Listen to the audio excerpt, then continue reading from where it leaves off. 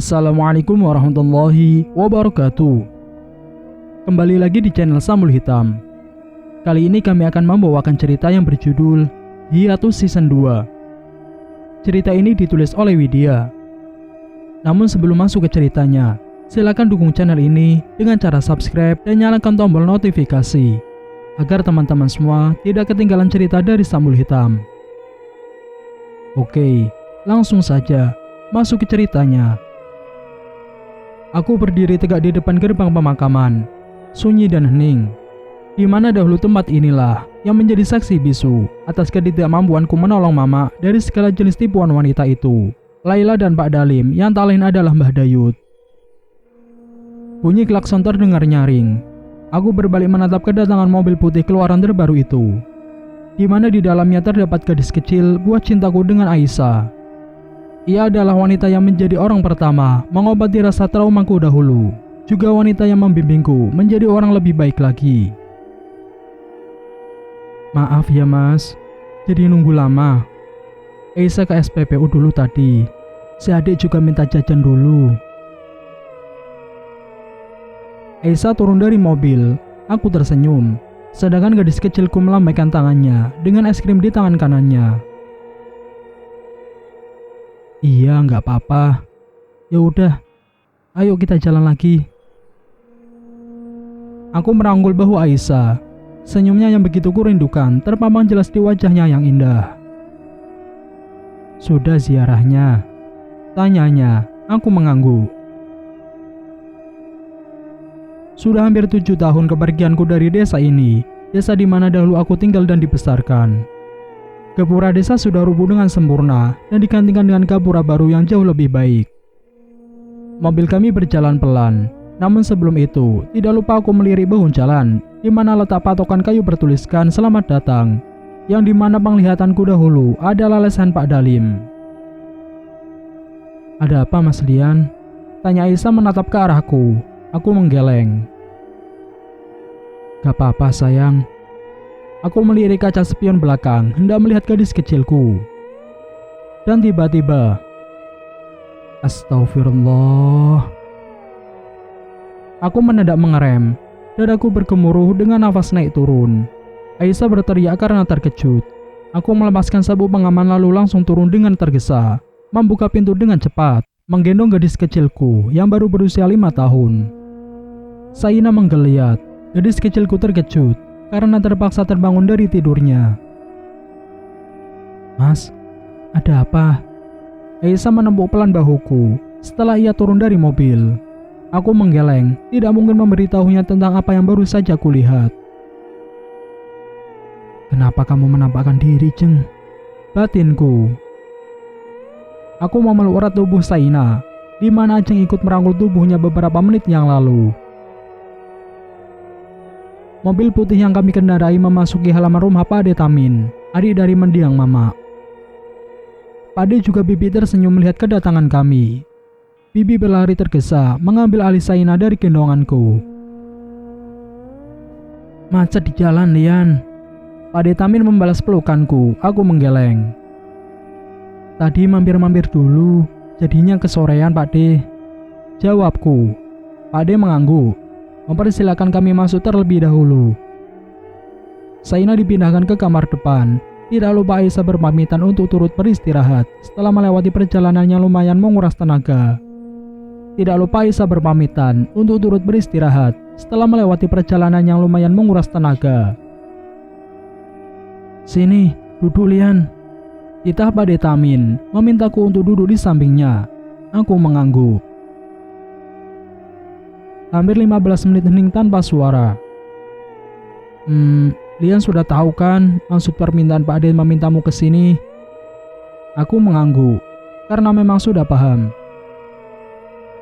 Pak De menelponku seminggu yang lalu, meminta pendapatku untuk menjual rumah peninggalan Mama. Namun Pak De tidak memaksa karena aku adalah ahli waris, yang dimana sepenuhnya adalah hakku. Namun aku tak silau dengan itu. Aku pun tahu ini akan tiba saatnya. Iya Pak De. Aku menyeruput kopi yang telah Bibi sediakan 2 menit yang lalu. Pak De tak memaksa, Le. Pak De hanya tak ingin rumah itu terbengkalai saja, apalagi dijadikan tempat yang tidak berguna. Aku memicing melirik Pak De Tamin yang duduk menyender. Maksudnya bagaimana Pak De? Pak De menarik nafas, membenarkan kopiahnya. Entahlah Leh, Pak De pun bingung menjelaskannya. Namun juga heran kenapa ada anak muda zaman sekarang aneh-aneh, membuat video tapi harus di rumah kosong seperti itu. Maksud Pak De, membuat siaran di rumah mendiang mama. Pak De Tamin mengangguk. Pak De kurang paham, tapi kurang lebih seperti itu. Entahlah apa yang ingin mereka lakukan dengan melakukan profesi seperti itu, namun aku yakin demi uang. Lian manut Pak De, lagi pula Lian sudah menetap di kota. Ini pula baru pertama kali kembali pulang setelah kepergian mama. Semuanya di tangan kamu Leh. Kalau dijual itu semua memang hakmu. Pak De gak bisa ngomong banyak, tapi Pak De minta besok kamu ke sana dulu. Pikirkan baik-baik. Semua kenangan ada di sana. Aku mengangguk. Memang semuanya di sana. Hatiku, rasa sayangku, rasa rinduku. Kenangannya tidak ternilai harganya bersama mamaku. Aku mengusap bulir bening pelan, menghapus jejak isak tangis yang bersiap tumbang. Aku memang lemah semenjak kepergian mamaku. Leh, sing sabar, sing kuat, ojo nangis. Kowe lanang, isin karo bojomu, anakmu wedok. Pak De mengusap bahuku, aku tersenyum. Pak De Tamin beranjak bangkit, sedangkan aku tidak bergerak sedikit pun. Kedatanganku untuk pulang kembali ke sini, selain berniat untuk menjual rumah, juga untuk berziarah. Aku mengusap wajahku, bimbang apa yang harus aku lakukan. Aku melirik pintu depan yang terbuka sedikit, memicing heran karena sebelumnya Bibi telah menguncinya itu seingatku. Aku berjalan bangkit, hendak menutup kembali di mana hawa dingin dan pengap seakan menjadi satu dalam ruangan. Aku mematung, sekelebat bayangan melintas cepat. Siapa di sana? Batinku, namun nihil. Tidak ada siapapun di sana. Aku menutup pintu pelan. Namun tiba-tiba, terdengar suara ketukan pintu. Aku memutar balik menatap pintu. Ketukan lambat malah terdengar seperti irama. Piye kabare Le? Aku terjungkal ke belakang, detak jantungku terpacu. Bagaimana mungkin ini? Mama? Mas Lian, ngapain duduk di lantai? Aisyah menarik lenganku pelan. Aku tergugu tidak mampu berbicara saking terkejutnya. Mas? Aku menatap kedua manik mata Aisyah. Aisyah membalas tatapanku dengan cubitan pelannya. Apaan sih mas? Nakutin loh. Lirihnya pelan dengan pipi bersemu merah. Aku terkekeh. Udah, gak apa-apa kok. Ayo istirahat. Ajakku pelan. Aisyah menggeleng. Aku menatap wajahnya. Kenapa? Lirihku. Si adik mau bubuk bareng nenek katanya. Nenek? Bibi maksudnya. Tanyaku memastikan. Aisyah menggeleng. Terus, tanyaku lagi. Iya, nenek mas. Itu loh yang pakai jari coklat. Aisyah gak pernah lihat sih. Mungkin saudara mas yang lain. Jari coklat? Aku langsung berlari mendobrak pintu yang terkunci dari dalam. Mas, ada apa? Aisyah terlihat panik, namun aku jauh lebih panik.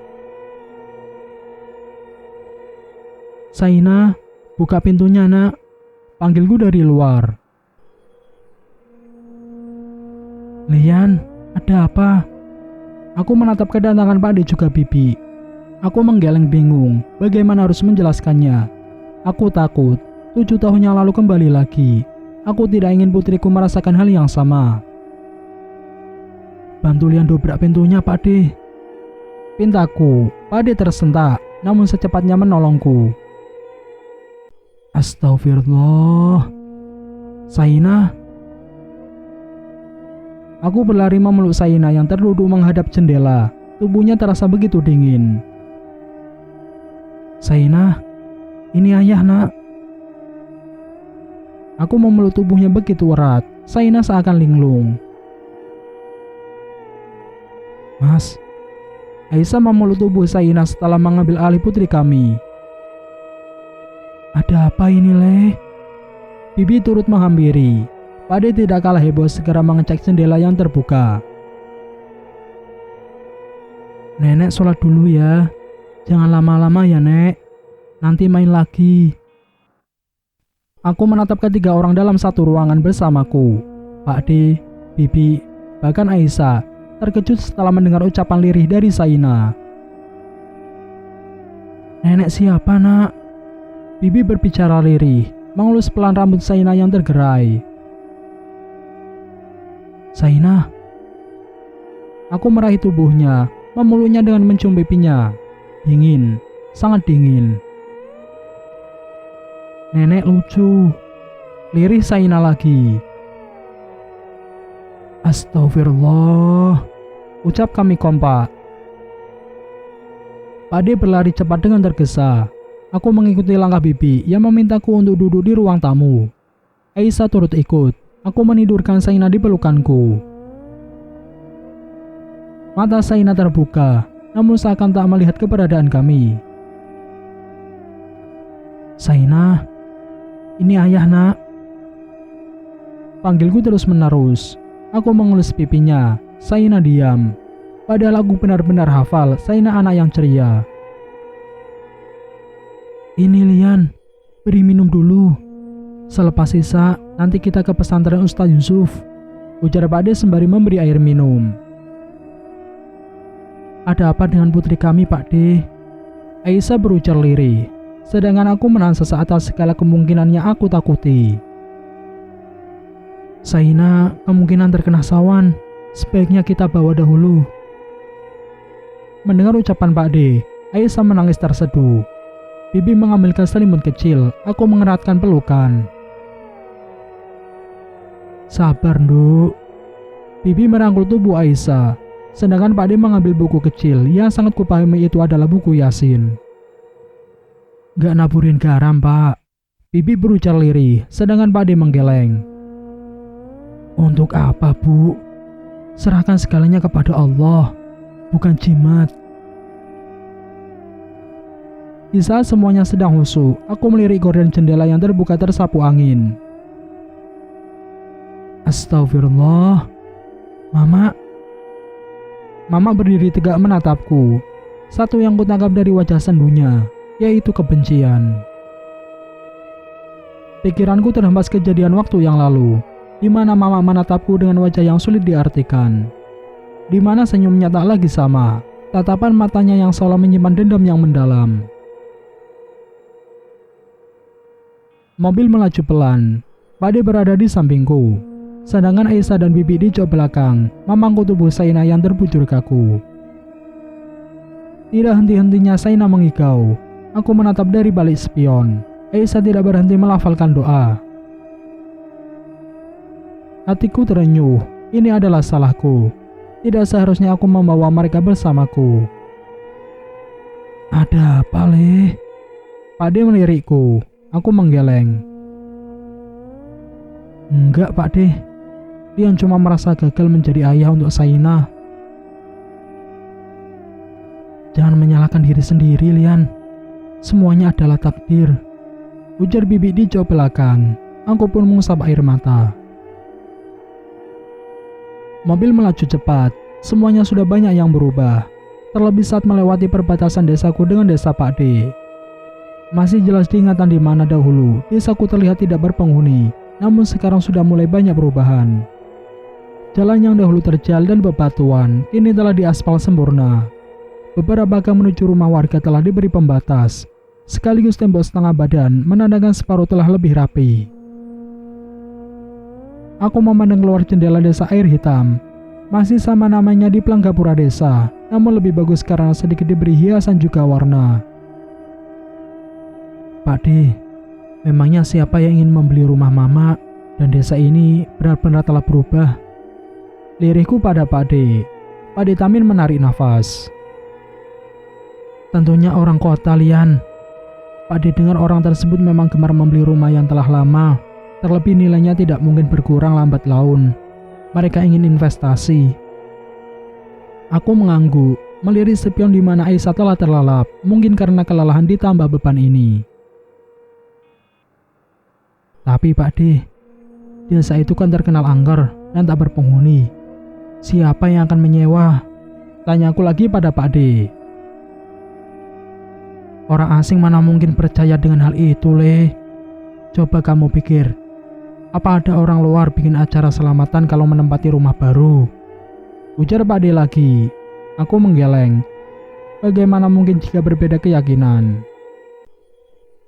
Nah itu, setiap orang berbeda. Apa yang kita pikirkan belum tentu sama. Lagian yang masih keluarga aja sering berbeda pendapat, apalagi yang tak kenal. Demi uang, Lian, apapun akan dilakukan orang. Sekarang aku mengerti. Manusia tidak mungkin tidak melakukan apapun jika bersangkutan dengan uang. Satu yang masih mengganjal di hati Lian, Pak D. Bagaimana mungkin mereka membangun desa tersebut jika desa itu tidak disentuh?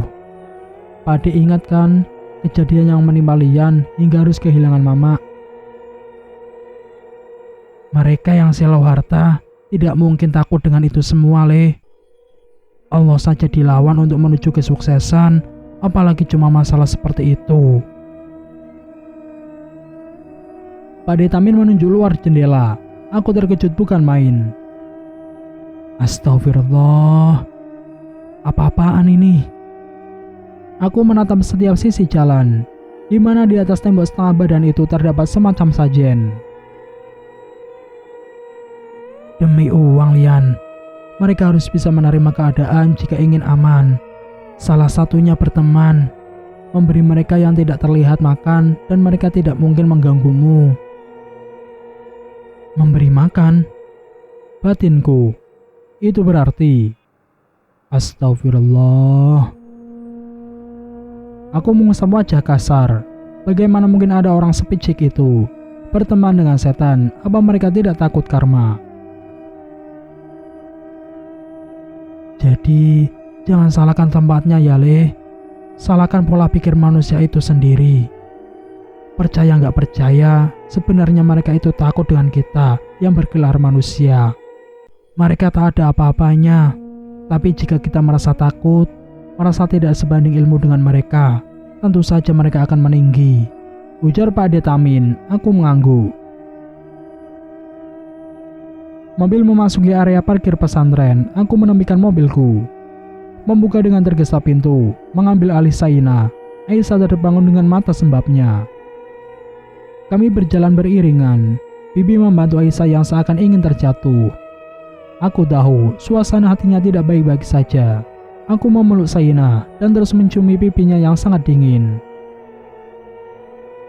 Nenek lucu. Aku terkejut. Saina mengigau lagi. Cepat, Lian. Pak D Tamin berujar pelan. Aku mengangguk. Suasana pondok terlihat sepi. Terlebih ini sudah larut malam. Mengingat perjalanan yang cukup jauh, hampir perbatasan antara kabupaten. Assalamualaikum, ucap kami serempak. Kami berada di aula pondok. Pak D menyusul Ustadz Yusuf di rumahnya yang tepat di belakang aula. Beberapa anak santri baru selesai mengaji, terlihat dari masjid tak jauh dari kami duduk. Sudah lama. Aku menatap kedatangan lelaki paruh baya. Kopiah putihnya terlihat bersahaja. Aku bangkit untuk menyalami. Belum, Pak Ustadz, jawabku. Ini Kiai, Le. Ustadz Yusuf lagi keluar kota. Pak D Tamin berujar. Aku mengangguk kikuk. Gak apa-apa. Mana putrimu? Kiai memintaku memperlihatkan Saina.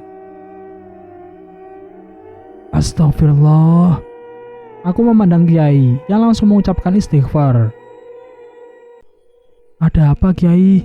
Aisyah berbicara lirih. Untung kalian segera membawanya kemari. Tamin, iki cucumu biarkan dahulu di sini. Jangan dibawa pulang. Bisa bahaya. Ujar Kiai kepada Pak D. Pak D mengangguk. Sampeyan ayahnya? Tanyanya padaku. Aku mengangguk. Kiai mengusap wajahnya. Putrimu sedang diganggu. Astagfirullah. Ucap kami serempak. Aisyah menangis terseduh. Bibi berusaha menenangkan. Diganggu bagaimana, Kiai? Tanyaku penasaran. Sampai di sini saya pun kurang mengetahui. Tapi rasanya ada sesuatu yang memaksa ia untuk melakukan itu. Ucap Kiai seakan meluruhkan kekuatanku. Nek, Saina ikut. Nenek. Saina berteriak. Aku terkejut dan langsung merengkuh tubuh putriku. Sedangkan Aisyah sampai pingsan karena terkejut melihat Saina yang bersiap lari. Cahayu, nenek siapa? Tidak ada nenek selain nenek ini sayang. Bibi berujar lirih dengan isak tangisnya. Sedangkan Saina semakin berteriak.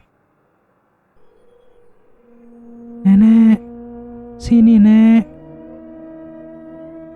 Angin berhembus kencang. Rambut Saina tertiup angin. Aku memeluk tubuhnya erat. Aku melirik wajah Aisyah yang terbejam, begitupun Bibi, juga Pak D yang terlihat kebingungan. Sedangkan Kiai menatapku lama, seperti ada yang ingin disampaikan namun entahlah. Aku pun bingung. Aku menatap wajah Saina. Bulu mata lentinya menari-nari. Saina, sayang.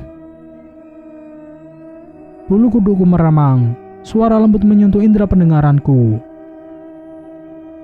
Aku menatap sekeliling, sepi dan gelap.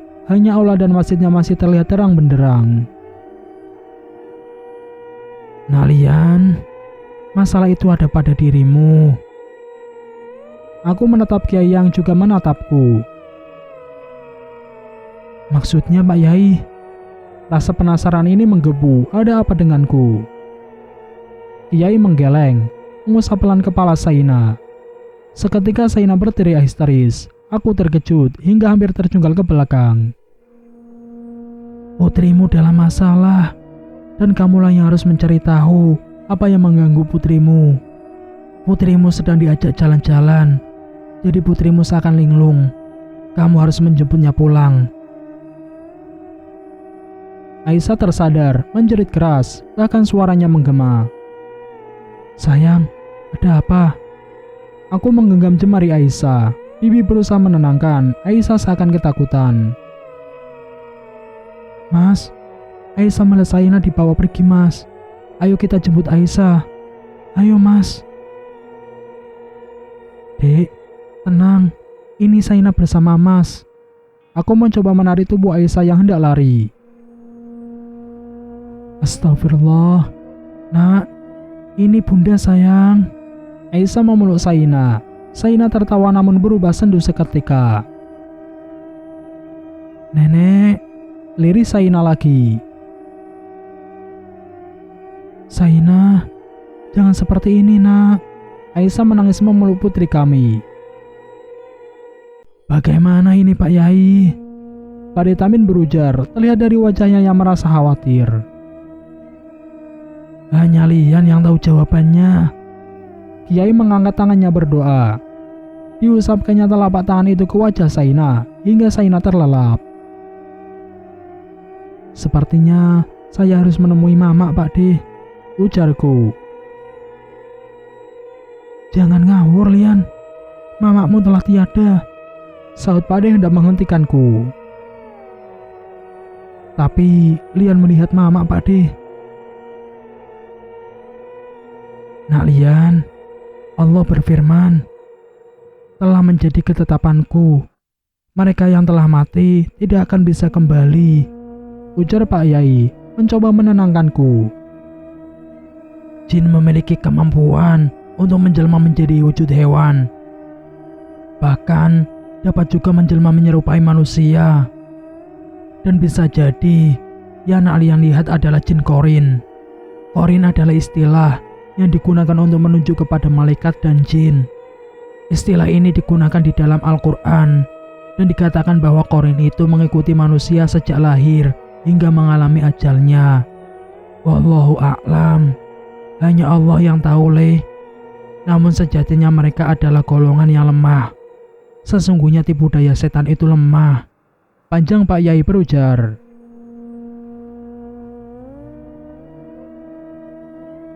Ucapan Pak Yai beberapa waktu yang lalu membuyarkan lamunanku. Mobil putih ini melaju pelan, menyusuri jalanannya nampak lengang. Udara semakin dingin, mengingat telah hampir tengah malam. Keputusanku sudah bulat, menemui almarhum Mama. Aku tidak berjalan seorang diri. Pak De pun turut ikut bersamaku. Namun Bibi dan Aisyah tetap tinggal. Saina membutuhkan ibunya untuk tetap berada di sampingnya. Dian yakin? Pak De berujar lirih, sedangkan aku hanya bisa mengangguk. Jalan satu-satunya hanya ini, Pak De. Apa yang akan kalian hadapi bukan manusia. Susah jika kita ingin berdamai. Serahkan semuanya kepada Yang Maha Mengetahui, Le. Jangan takut. Mereka pun ciptaan Allah. Seru Pak De Tamin. Aku mengangguk. Jika dulu aku dibantu oleh keluarga Azam, untuk kali ini, aku hanya bisa berpasrah kepada yang di atas. Mobil kini telah sampai di depan gapura. Telapak tangan terasa membeku. Jujur, aku tidak sekuat itu. Bismillah. Aku melihat jam tangan di pergelangan tangan, di mana tepat jam 12 malam lewat 10 menit. Mobil memasuki gapura. Cahaya rembulan menerobos masuk. Aku memicing karena silau. Astagfirullah. Allahu Akbar. Tak henti-hentinya Pak De meramalkan doa. Aku mengerem, membuka sabuk pengaman. Allahu Akbar. Le, tipuan mereka benar-benar nyata adanya. Pak De melihat ke sekeliling, di mana 17 tahun yang lalu desa ini masih sama. Hamparan sawah membentang indah. Para warga yang aku pun tahu, mereka telah tiada bersiap melakukan tugas masing-masing. Ayo Le, teruskan. Kita jemput Saina pulang. Tutur Pak De, aku mengangguk. Mobil kami parkirkan di samping gapura. Aku dan Pak De berjalan beriringan. Lantunan ayat-ayat suci tak henti-hentinya dilafatkan. Mampir Le.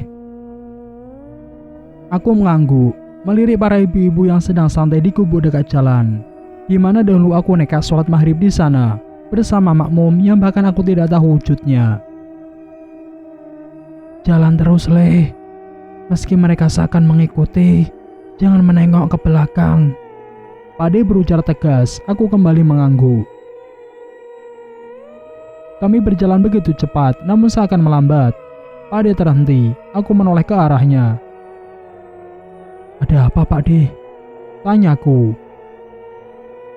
Gak apa-apa, lihat jalan lebih dulu. Jika mendengar suara apapun, jangan menengok maupun berbalik. Baca doa Le. Jangan pikirkan apapun selain Allah.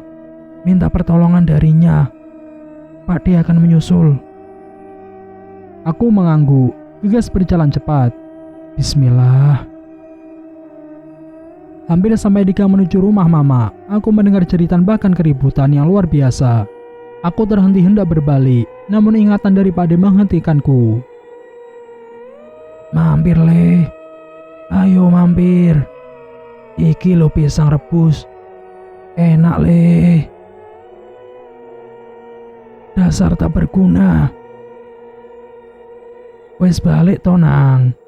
Piye kabare? Semua jeritan itu membuat aku takut.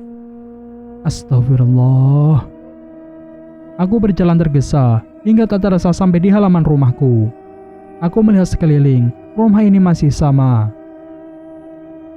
Pintu terbuka pelan. Allahu Akbar. Mama berjalan keluar, menatapku dengan senyuman, di mana Saina bersamanya digendong menggunakan jari. Sudah sampai Le. Mama tersenyum sendu. Aku menitipkan air mata. Saina. Aku melirik putriku yang tertidur pulas di dekapan Mama. Mama mengelus rambut Saina. Aku memerhatikan semuanya dengan air mata yang tak lagi kutahan. Aku tersungkur ke tanah, menangis sejadi-jadinya. Rasa sesak begitu perih, hatiku seakan mati. Mak, jangan seperti ini, Mak. Lirihku parau. Lian tahu, Mama rindu. Tapi jangan mengganggu cucu Mama seperti ini. Kasihan Saina, Mak. Aku mendongak menatap Mama yang juga menatapku. Kenapa, Lian? Kamu tidak sayang Mama lagi? Aku menggeleng setelah mendengar apa yang Mama katakan. Lian sayang sama Mama. Lian menyayangi Mama sampai kapanpun. Lirikku terseduh. Sini, Mak. Berikan Saina. Cucu Mama sudah tidur pulas. Biarkan Lian yang gendong ya. Pintaku pada Mama. Aku berdiri bangkit sedangkan Mama menggeleng. Mak, kalau Mama sayang Saina, cukup dilihat dari jauh sana. Kasihan Saina masih terlalu kecil, Mak. Kamu membenci Mama, Lian. Aku menggeleng. Bagaimana mungkin aku membenci cinta pertamaku? Meski aku sudah menikah, rasa sayangku tetap ada untuk Mama. Meski aku adalah cinta pertama Saina, rasa sayangku untuk ketiga wanitaku ada masing-masing tempatnya. Tidak mungkin aku membuang sayang untuk Mama. Kalau begitu, tetaplah di sini bersama Mama, ujar Mama. Aku menggeleng. Anak laki-laki tetap milik ibunya, Lian, meski kamu sudah menikah. Tapi kita sudah beda alam, Mak. Diriku parau. Mama menatapku, lalu beralih menatap Saina yang masih terlelap. Mama berubah sendu, terlihat dari wajahnya yang menyiratkan kesedihan yang mendalam. Aku mencoba mendekat, namun lagi-lagi dinding kekhawatiranku mulai goyah. Kalau begitu, kenapa kamu tidak menyusul Mama saja, Lian? Astagfirullah. Kau bukan mamaku. Mamaku adalah wanita yang baik, rela melakukan apapun demi anaknya bahagia. Bukan sepertimu. Kamu bukanlah mamaku. Mama menyeringai. Aku menelan saliva. Saina menjerit histeris setelah dengan sengaja Mama mencakar wajahnya. Saina. Aku mengernyitkan mata tatkala cahaya mentari menerpa wajahku. Aku tersadar hingga memilih duduk. Di mana ini? Di mana rumah megah berada di hadapanku? Rumah modern dengan segala fasilitas. Mobil-mobil mewah berjejer rapi. Pilar-pilar indah berbaris dengan kokohnya. Pohon rindang dengan dayan yang kokoh tak luput dari pandanganku. Tumbuhan cantik lainnya pun turut hadir. Di mana tempat ini? Kenapa begitu asing? Bangunan dengan lantai 2 seakan berlapis emas, benar-benar menyenangkan mataku. Di mana, Mama? Deritan pintu terdengar, tatkala daun pintu dengan ukiran itu terbuka sempurna. Aisyah? Aisyah berjalan mendekat, tersenyum dengan manisnya. Bagaimana mungkin ia di sini? Ini di mana? Dan di mana Saina? Ayo Mas, kita ke dalam. Ajak Aisyah menggandeng tanganku. Senyumnya benar-benar sangat cantik. Ini di mana, Sah? Aku melepaskan pegangan Aisyah. Bibirnya tidak henti-hentinya untuk tetap tersenyum. Di istana kita, Mas. Aku memicingkan mata. Istana? Istana apa, Sah? Tanyaku tergagap. Iya, Mas. Istana kita. Tempat di mana kita akan merasakan cinta yang abadi. Aku akan menjadi istrimu, Mas. Satu-satunya dan seutuhnya milikmu. Jangan melamun, sayang. Lirih Aisyah. Sayang. Astagfirullah. Aku melangkah mundur. Sa, sejak kapan kamu memanggil Mas dengan sebutan sayang? Bukankah kamu risih jika memanggil Mas dengan sebutan itu? Aku menatap wajah Aisyah tanpa berkedip. Sejak 7 tahun yang lalu, Mas Lian. Pandanganku memudar. Kepalaku terasa berdengung. Aku menekan kepalaku tanpa henti. Jangan tertipu daya setan, Lian. Batinku. Teruskan membaca doa, nak. Bimbing suamimu. Jangan sampai ia tersesat di alam gaib. Iya, Bi. Aisyah sudah berusaha. Tapi tenggorokan Aisyah terasa terbakar. Ya Allah, sakit sekali, Bi.